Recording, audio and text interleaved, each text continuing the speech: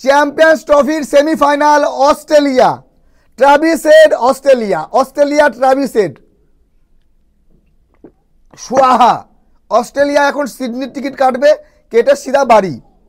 অস্ট্রেলিয়ার কোনো কাম নেই।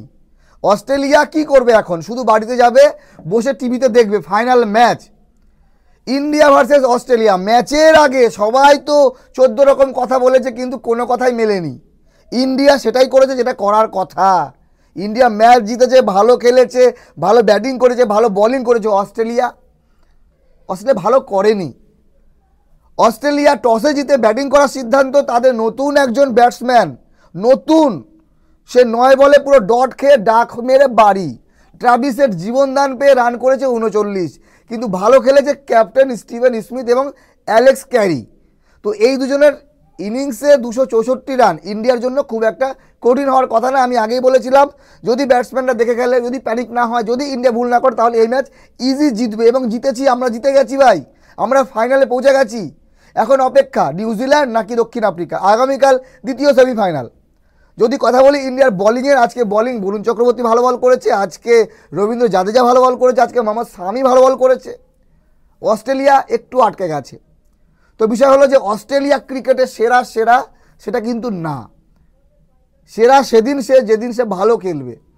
ইন্ডিয়া চ্যাম্পিয়ন্স ট্রফির ফাইনালে পৌঁছেছে, এখনও চ্যাম্পিয়ন হয়নি, কিন্তু যে লক্ষণ ইন্ডিয়ার চ্যাম্পিয়ন ইন্ডিয়াই হবে।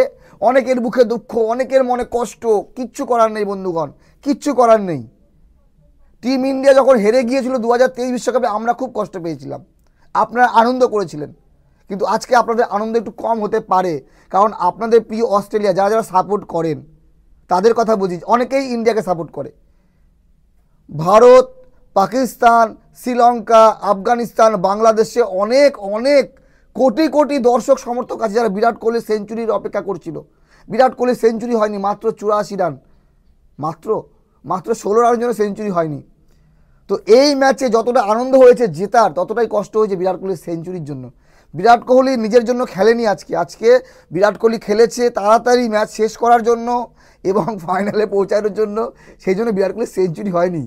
আমি মনে করি বিরাট কোহলি থাকলে হয়তো ম্যাচটা আরও আগে জিতে যেতাম। যদিও হার্দিক পান্ডিয়া দুর্দান্ত শট খেলেছে, 2 6 মেরে পুরো ম্যাচ ঘুরিয়ে দিয়েছে। KL রাহুল আজকে দুর্দান্ত 42 রানের ইনিংস।